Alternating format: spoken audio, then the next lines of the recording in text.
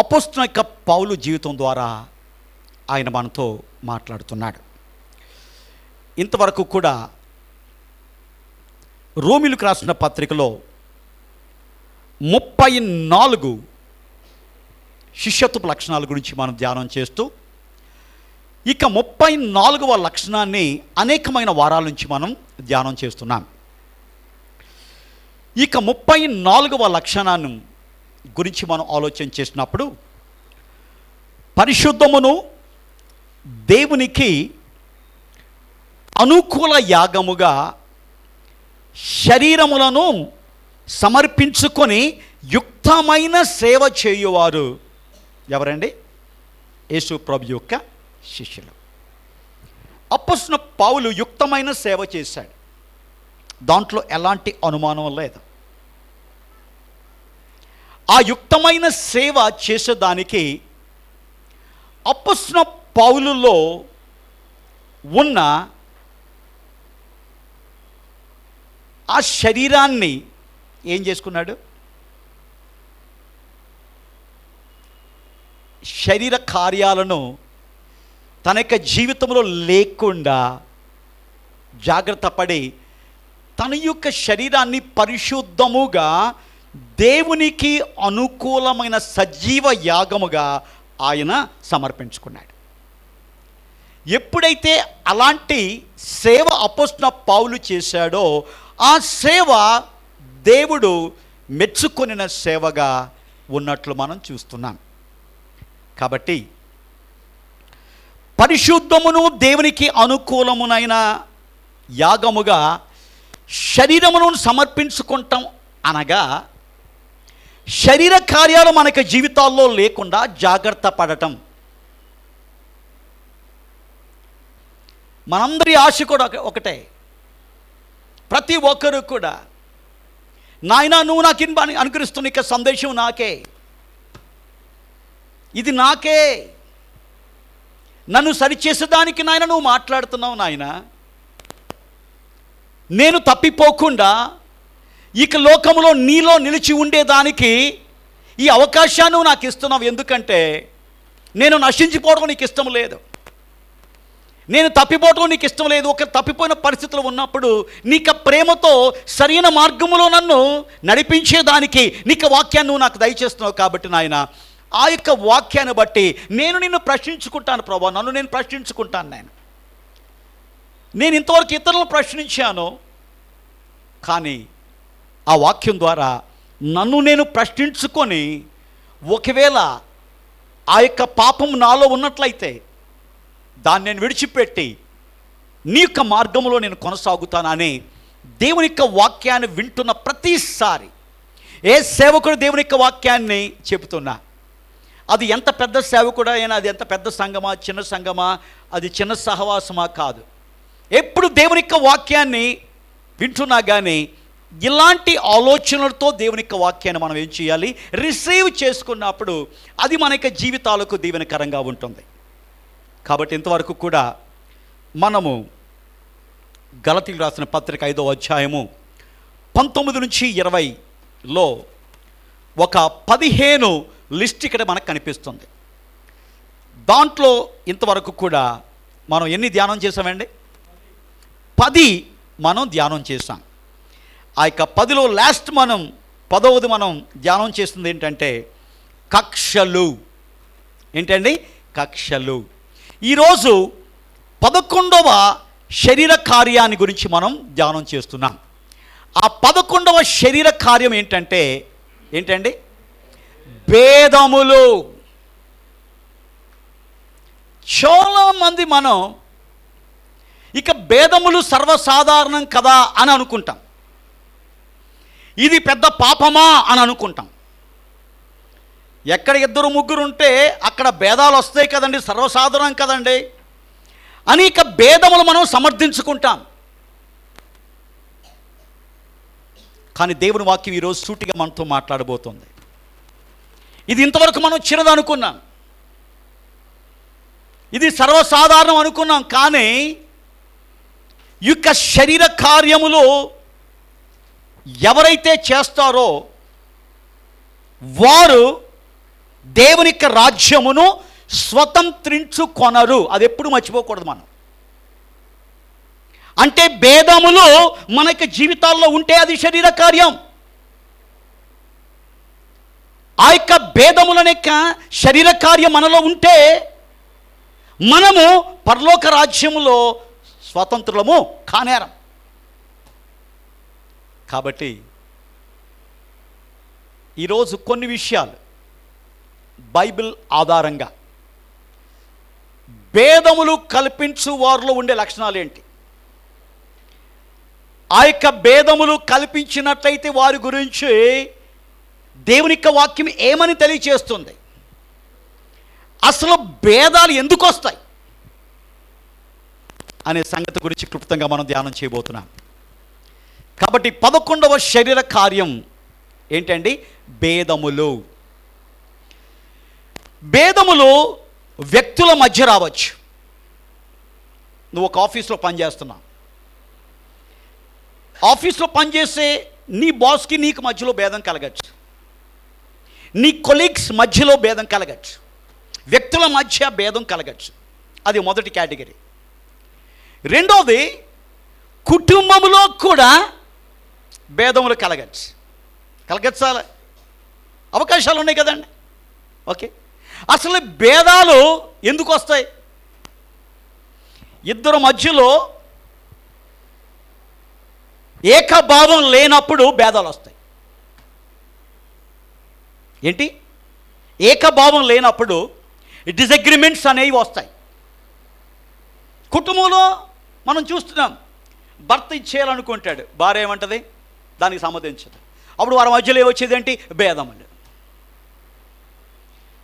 తర్వాత సంఘములో కూడా ఏంటండి? భేదాలు వచ్చే అవకాశాలు ఉన్నాయి.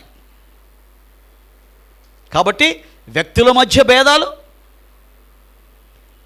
కుటుంబములో భేదాలు,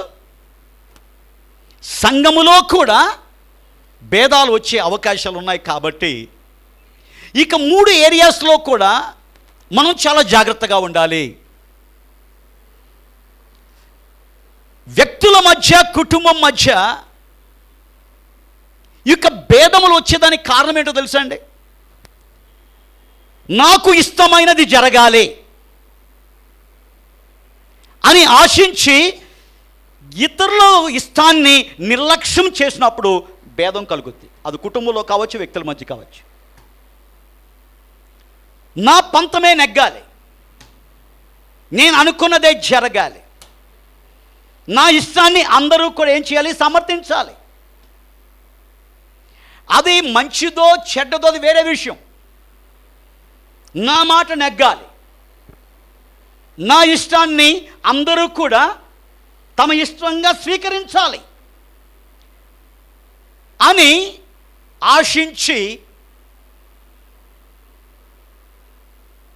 ఆ రకంగా మనం ప్రవర్తించినప్పుడు ఏం జరుగుద్ది? భేదాలు కలిగేదానికి అవకాశం ఉంది. అదే సంఘం దగ్గరకు వచ్చినప్పుడు ఇది కొంచెం వ్యత్యాసంగా ఉంటుంది. సంఘములో ఎవరిష్టం నెరవేర్చబడాలి? అందరూ చెబుతాం. మనం నిద్రపోయి లేచేవాడిని కూడా లేపి సంఘములో ఎవరిష్టం నెరవేర్చబడాలంటే ఏమని చెప్తాడు? దేవుడండి, దేవుని యొక్క చిత్తం సంఘంలో నెరవేర్చబడాలి, దేవుని యొక్క ఇష్టమే సంఘములో జరగాలి. మరి సంఘాలు ఎందుకు భేదాలు వస్తున్నాయి? దేవునికి ఇష్టం కాకుండా నా ఇష్టం సంఘంలో జరగాలి అని అనుకున్నప్పుడు సంఘాల్లో భేదాలు వస్తాయి. కుటుంబాల్లో వ్యక్తుల మధ్యలో వ్యక్తులే. ఆ యొక్క భేదాల కంటే చాలా భయంకరమైన భేదాలు ఏంటో సంఘం. కారణం ఏంటంటే అది దేవునికి ఇష్టాన్ని పక్కన పెట్టి ఆ దేవునికి ఇష్టం కంటే నా ఇష్టమే సంఘములో జరగాలి అని ఏ వ్యక్తి అయినా ప్రవర్తించినప్పుడు సంఘములో భేదాలు వస్తాయి. భేదములు అంటే ఏంటి? విడగొట్టడం. కూల్చేవాడు ఎవరండి? కట్టేవాడు దేవుడు. దేవుడు కట్టిన ప్రతి దాన్ని కూడా కూల్చేదానికి వాడు ఏం చేస్తాడు? సాతాను ప్రయత్నం చేస్తాడు. అందుకని చాలా జాగ్రత్తగా మనం ఏం చేయాలి? ఈ విషయాలు చాలా జాగ్రత్తగా ఉండాలి. దేవుడు కుట్టిన కుటుంబాలను కూల్చేదానికి సాతాను ప్రయత్నం చేస్తున్నాడు. దేంతో? భేదములు కల్పించి. దేవుడిచ్చిన ఉద్యోగములో మనశ్శాంతి లేకుండా, సమాధానం లేకుండా, మనస్పర్ధలు కల్పించేదానికి సాతాను ఏం చేస్తాడో తెలుసా? భేదాలు కల్పిస్తున్నాడు. బైబిల్ మనకు చెప్పేది క్రీస్తు బిడ్డలమైన మనము ఐక్యతతో ఉండాలి. 133వ కీర్తన మనం చూచినప్పుడు సహోదరులు ఐక్యత కలిగి నివసించుట ఎంత మేలు, ఎంత మనోహరమో. ఆలోచన చేయండి, ఎంత పవర్ఫుల్ వర్డ్స్. ఐక్యత మనకి మేలు, భేదములు మనకి మేలు కాదు. వ్యక్తుల మధ్య భేదములు వ్యక్తులకు మేలుకరం కాదు. కుటుంబం మధ్య ఉండే భేదములు కుటుంబానికి మేలు కాదు. సంఘం మధ్యలో ఉండే భేదములు సంఘస్థులుగా ఉన్న మనకి అవి మేలు కాదు.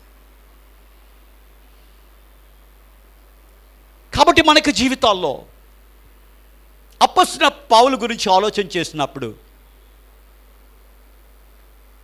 ఆయన తన్ను తాను ఏం చేసేవాడంటే నలగొట్టుకునేవాడంట. రాస్తా ఉంటాడు, నేను హెచ్చిపోకుండునట్లు ఒక ముళ్ళు నా శరీరంలో ఉంది. దేవునికి వందనాలు. ఒకవేళ ఆ ముళ్ళు లేకపోతే నాకు నేను హెచ్చించుకునేవాడిని.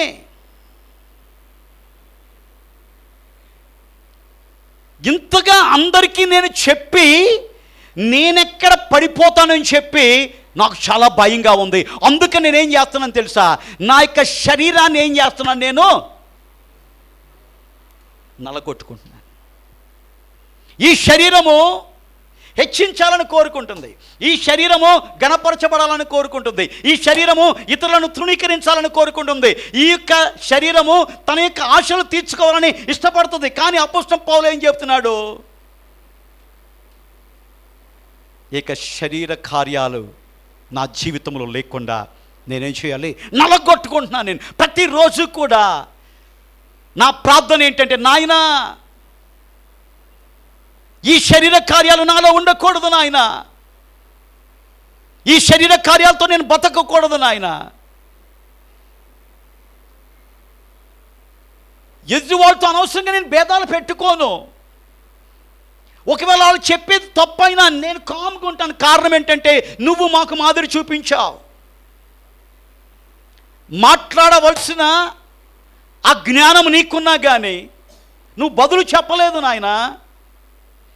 అందుకనే నేను నిన్ను పోలి నడుచుకుంటాను. నేను అలాగ దేవుని పోలి నడుచుకున్నాడు కాబట్టి ధైర్యంగా చెప్పాడు, నేను క్రీస్తుని పోలి నడుచుకున్న ప్రకారము నన్ను పోలి మీరు నడుచుకోండి. సంఘాలు చెప్తున్నాడు. ఎంత ధైర్యం ఉండాలండి. కాబట్టి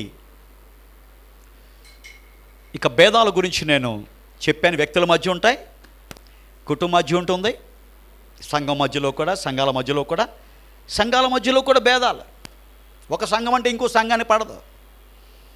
ఒక దైవ సేవకుడు అంటే ఇంకో దైవ సేవకుడికి పడదు. ఈ రోజులో డిసైపుల్స్ తక్కువైపోయారు, ఫ్యాన్స్ ఎక్కువయ్యారు. ఎంత విచారం. అందరూ చేసే దేవునికి పని ఒకరినొకరు తగ్గించుకొని ఒకరినొకరు హెచ్చించుకొని బైబిల్ చెబితే భేదములు సృష్టించే ఆ యొక్క సాతాను యొక్క ఆత్మ వారి జీవితాల్లో ఉండటం వలన పరిశుద్ధాత్మ దేవునికి లోబడని వాళ్ళు దేనికి లోబడుతున్నారు? భ్రమపరచు ఆత్మకు లోబడుతున్నారు. కాబట్టి మనం చాలా అనుకుంటాం ఈ భేదములు చాలా కామన్ కదండి, చిన్నదే, ఆ చిన్నది చాలు నిన్ను పరలోక రాజ్యంలో వెళ్లకుండా నేనేం చేస్తుంది? తప్పిస్తుంది. కాబట్టి ఏం చేద్దాం? ఈ రోజు నుంచి అనవసరమైన భేదాలు పెట్టుకోవద్దు. అంటే అవసరమైన భేదాలు పెట్టుకోమన్నా కాదు, అసలు భేదాల వైడికే వెళ్ళదు. ఎవరైనా భేదాంక ప్రవర్తిస్తే ఏం చేయాలో తెలుసు. మనం ఓకే, తక్కువ ఇద్దాం, no issue. No point of argue with them. No point to prove yourself your right, other person is wrong. No, not required. దేవుడు చెప్తున్నాడు, నేను మీ పక్షాన ఉన్నాను. నువ్వు పోరాటం చేయక్కర్లా,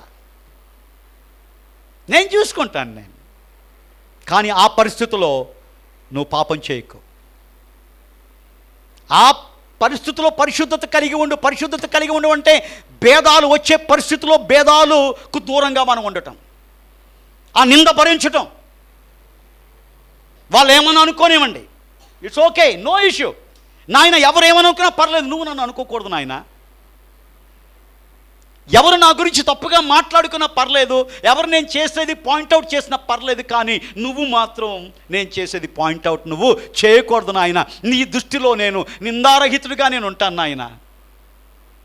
యేసయ్య ఏం తప్పు చేశాడండి ఈ లోకంలో? యేసయ్య ఏం పాపం చేశాడండి?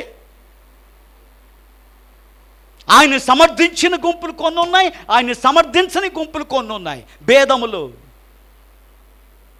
ఆర్గ్యుమెంట్స్. కాబట్టి ఈరోజు ఈ 11వ శరీర కార్యం భేదముల గురించి బైబిల్లో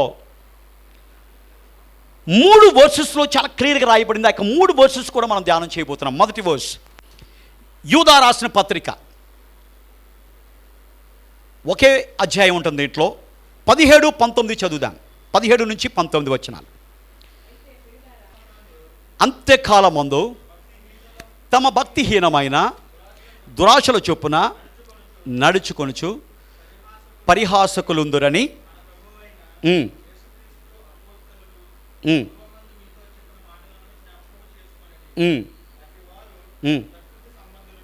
ప్రకృతి సంబంధులను ఆత్మ లేని వారునయ్యుండి.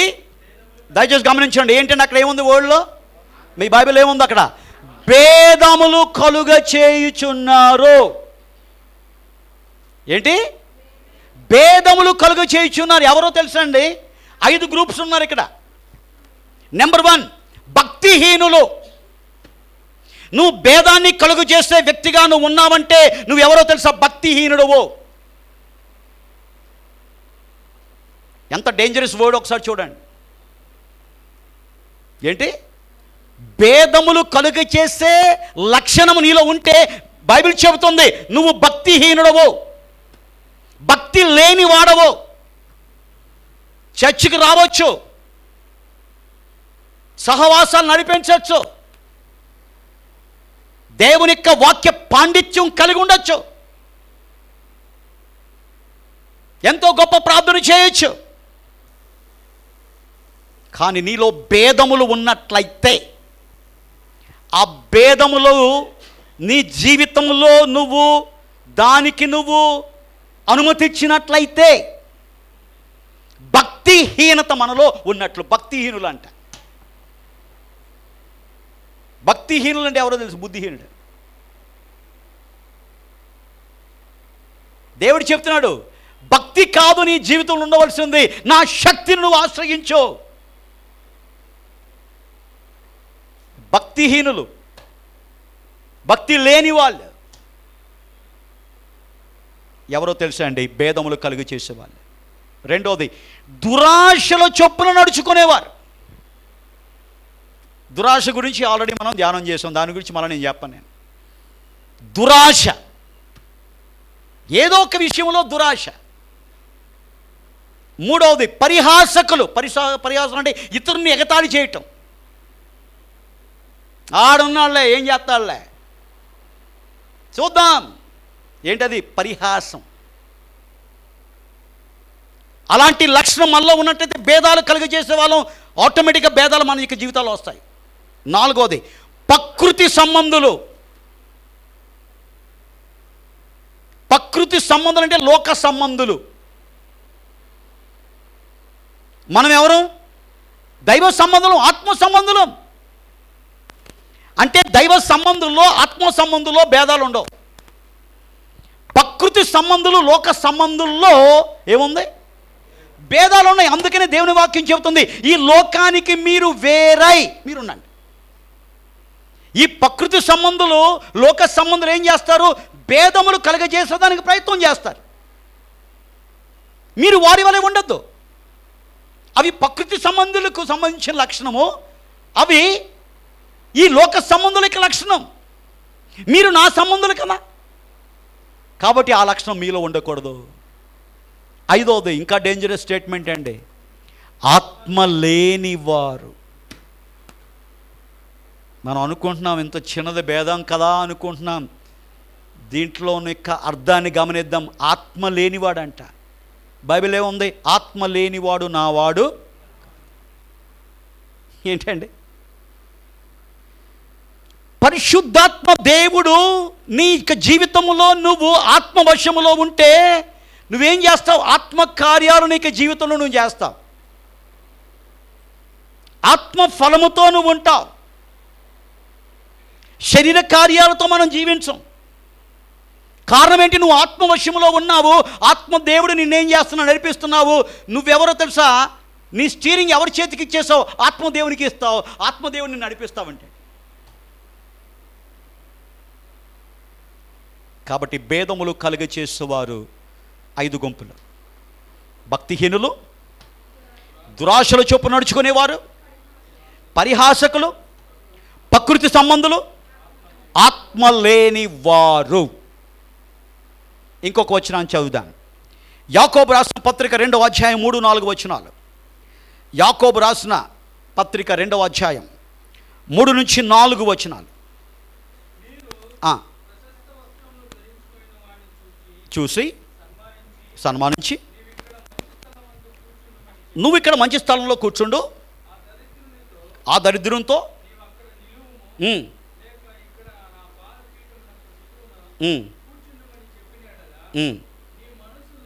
నీ మనసులలో ఏంటండి?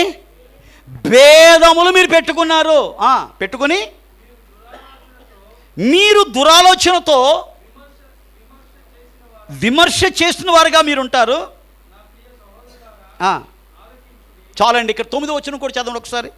9వ వచనం, యాకోబు రాసిన 2వ పత్రిక 9వ. మీరు పక్షపాతము కలవారు అంటే ఏంటంటే, చాలండి,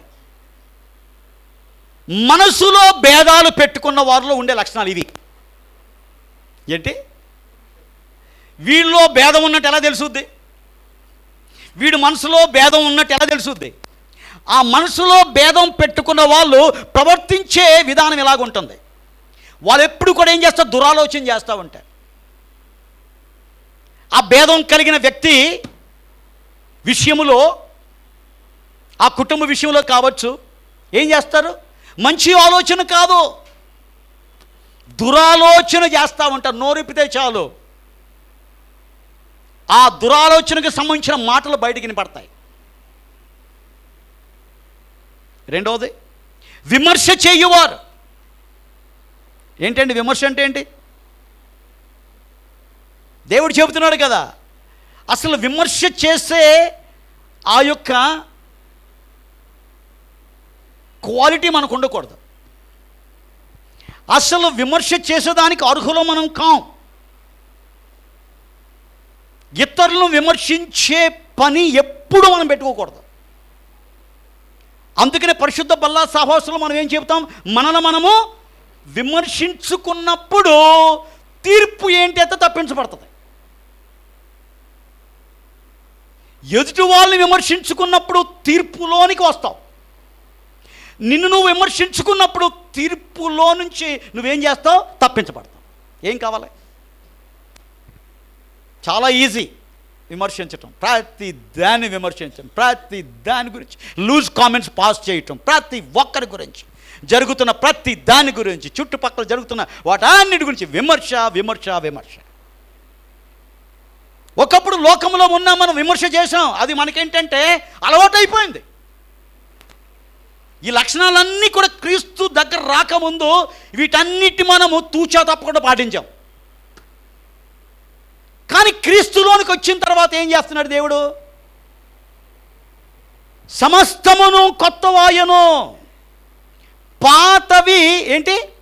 గతించును.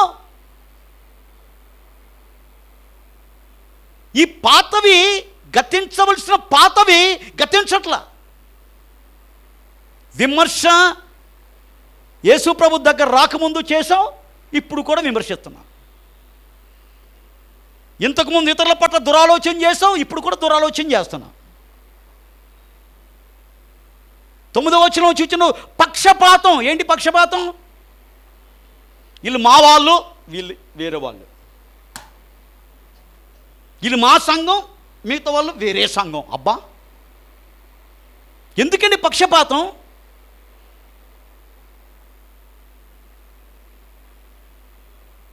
ఇవన్నీ కూడా భేదములు మనసులో పెట్టుకున్నట్లయితే మన యొక్క ప్రవర్తన ఎలాగుంటుంది బయటికి అలా వస్తుంది. ఆలోచించే ఈరోజు రోమిలకు రాసిన పత్రిక 2:8. రోమిలకు రాసిన పత్రిక 2:8.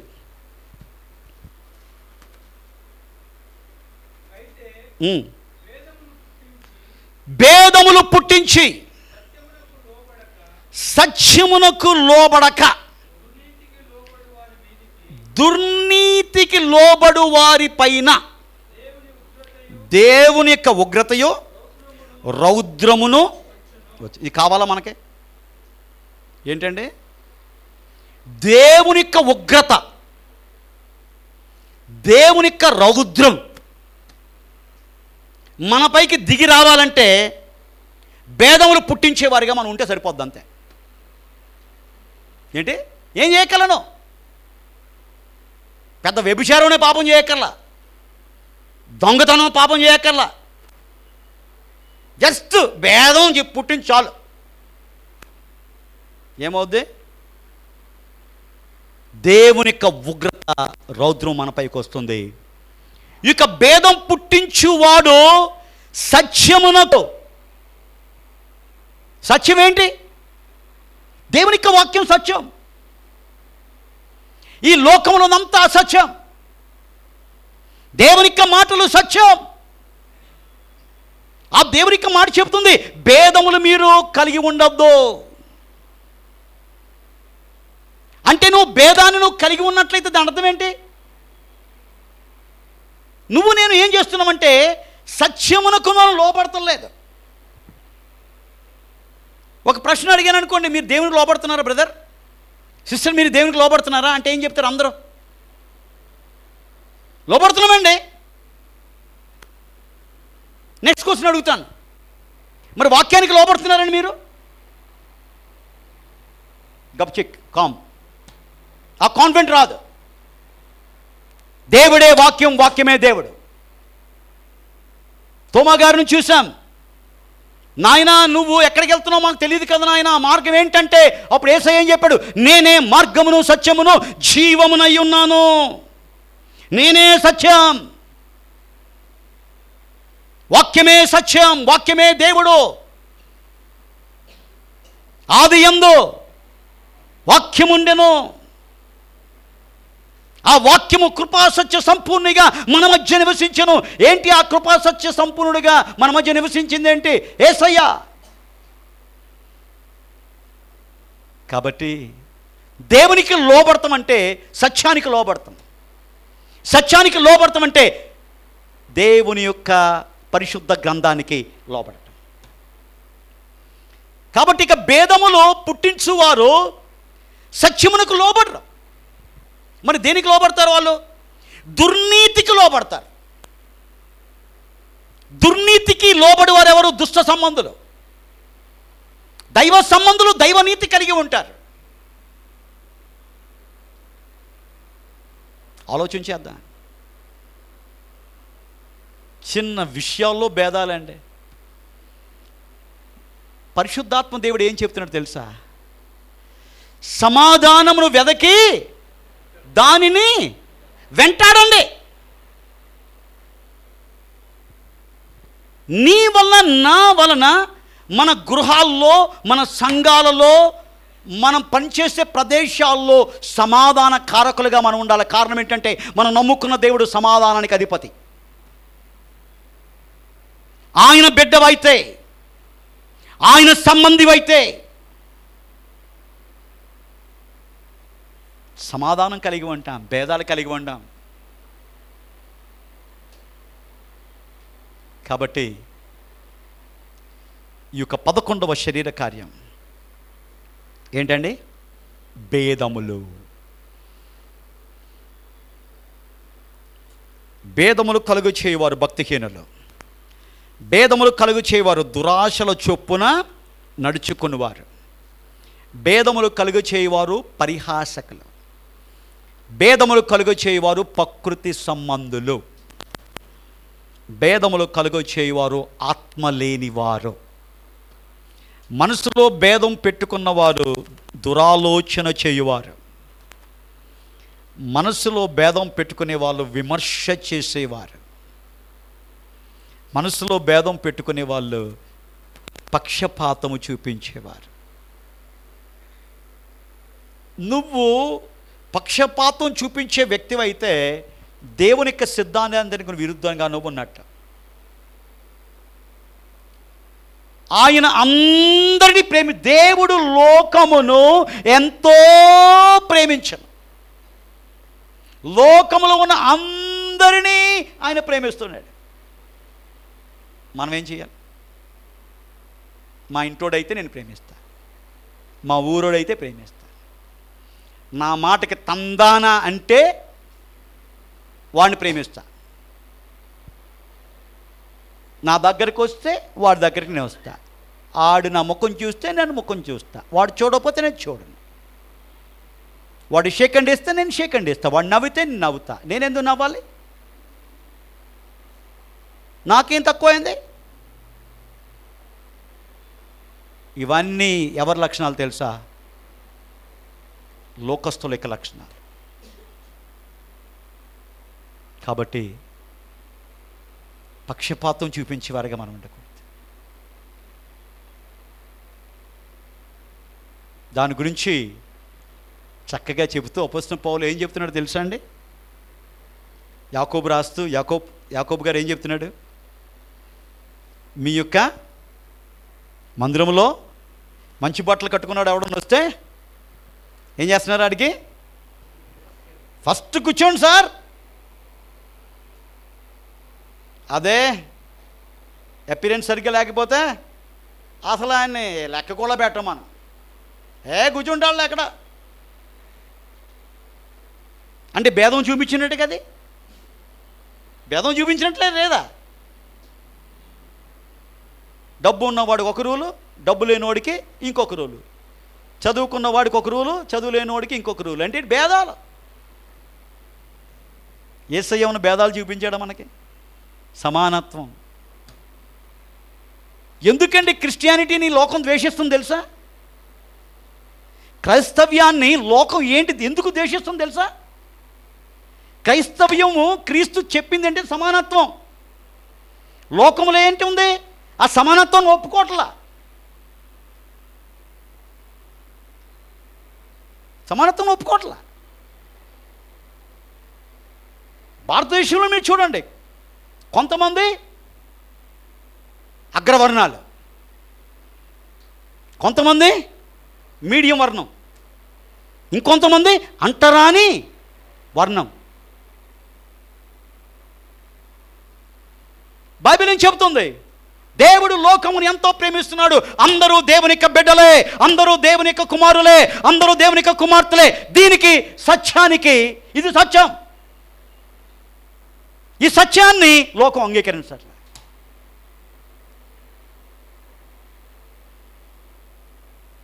కాబట్టి దేవుడు చెబుతున్నాడు, మన యొక్క ఆత్మీయ విషయాల్లో ఈ యొక్క శరీర కార్యాన్ని లేకుండా మనం జాగ్రత్త పడదాం. ఎవరి పట్ల భేదం చూపించేవారికి మనం ఉండద్దు. ఎవరి పట్ల భేదం చూపించద్దు. కారణం ఏంటి? ఏ భేదము లేదు.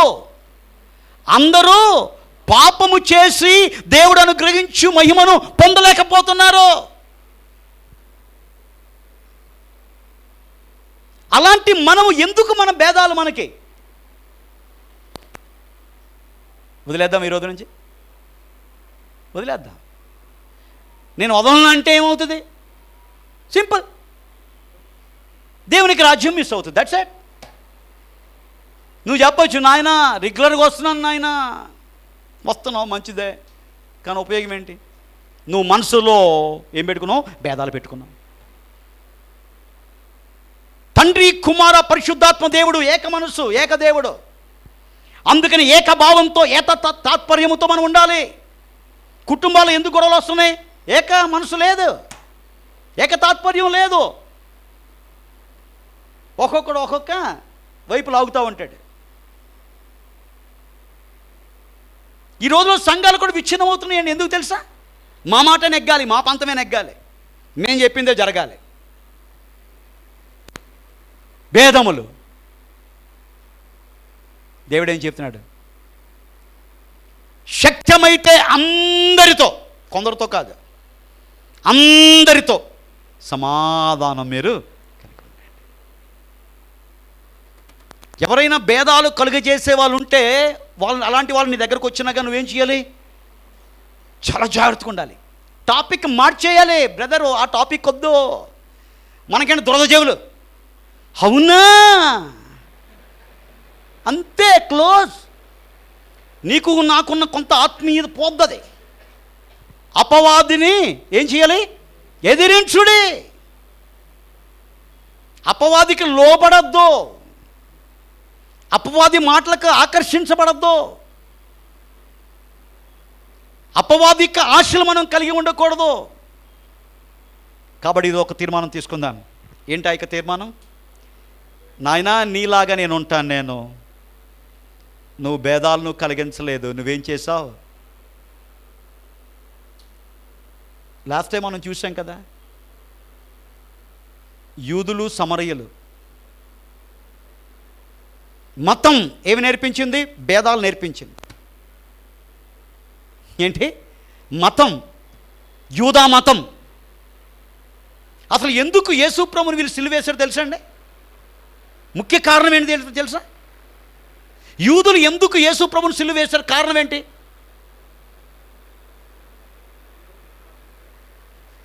వీళ్ళు మతం పట్టుకొని ఎలాడారు. మతం ఏం చేసింది? భేదాలు కలుగజేసింది. లాస్ట్ టైం చూసాగా, ఇక సమరయుడు ఎవరైనా వస్తే వాడి నీడ యూదుల పైన పడితే వాడేంటంటే అపరిశుద్ధమైపోయి ఏం చేస్తాడు? అందుకని ఆ యూదయ వాళ్ళు ఆ సమరయ ప్రాంతానికి కూడా వాళ్ళు వెళ్ళేవాళ్ళకి చుట్టూ తిరిగి వెళ్ళేవాళ్ళంట. సమరయులు కూడా ఎవరు? యూదుల నుంచి వచ్చిన వాళ్ళే, మిశ్రిత జనం. యూదులు వీళ్ళు రిలీజియస్ పీపుల్. వాళ్ళు మత పెద్దలు, ప్రధాన యాజకులు ఎందుకు యేసుప్రభుని సిలువ వేశారంటే, ఈయనేం చెప్తున్నాడు? ఆ సమరయ స్త్రీ దగ్గరికి వెళ్ళాడు, ఆ సమరయ స్త్రీతో గడిపాడు, ఆయన మాట్లాడుతున్నాడు. ఏంట్రయ్యినా మనం చేసిన దానికి మనం వాళ్ళు ఏం పెట్టాం? భేదం కలిగి చేసాం. ఈయనేం చేస్తున్నాడు? భేదాలు తీసేస్తున్నాడు, కలుపుతున్నాడు అందరినీ. అది ప్రధాన కారణం అండి. అందుకని ఏం చేశారంటే, ఆయన ఏం చేశారు? కాబట్టి మనకి జీవితాల్లో భేదములు అవి మనకు క్షేమము కాదు, మన కుటుంబాలకు క్షేమం కాదు, మన యొక్క వ్యక్తిగత జీవితాలకు క్షేమం కాదు, మన సంఘాలకు కూడా క్షేమము కాదు. ఒకవేళ ఇలాంటి భేదాలు మన యొక్క జీవితాల్లో ఉన్నట్లయితే ఈరోజు ఒక తీర్మానం తీసుకుందాం. ఆ భేదాలు మనం ఏం చేద్దాం? వదిలిపెడదాం. అనవసరంగా ఏ దానికి కూడా భేదానికి వెళ్ళద్దు. ఎవరైనా నడిపిస్తున్నారా? కామ్గా ఉందాం, కామెంట్ చేయొద్దు. నీకు అవకాశం వస్తుంది, అప్పుడు నువ్వు చేయి, మిగతా వాళ్ళు కూడా చక్కగా ఉంటారు. కాబట్టి మనకి ఏ సహవాసమైనా మనకి జీవితంలో మనం గమనించవలసింది ఏంటంటే, ముఖ్యంగా సంఘ సహవాసాల గురించి మాట్లాడుతున్నాను. ఎవరైనా ఏదైనా పని చేస్తున్నప్పుడు వాళ్ళు చక్కగా పనిచేయడానికి ఉద్దేశంతోనే చేస్తున్నారు. అలాంటి వాళ్ళకి మనం ఏం చేద్దామంటే, భేదాలు కలుగచేసే స్వభావం మనలో ఉండకుండా వాళ్ళని ఏం చేద్దాం? ప్రోత్సహిద్దాం. ఇదేంటంటే, ఇది దేవుని యొక్క సంఘం. ఇది దేవుని యొక్క సంఘములో భేదములు ఉండకూడదు. కుటుంబాలుగా దైవ బిడ్డలుగా మనకి భేదాలు ఉండకూడదు. మనం పనిచేసే ప్రదేశాల్లో మన బాస్ పట్ల, కొలీగ్స్ పట్ల భేదాలు మనము కలిగి ఉండకూడదు. అలాంటి కృప దేవుడు మనకి ఇచ్చి నడిపించును గాక. ఆమెన్.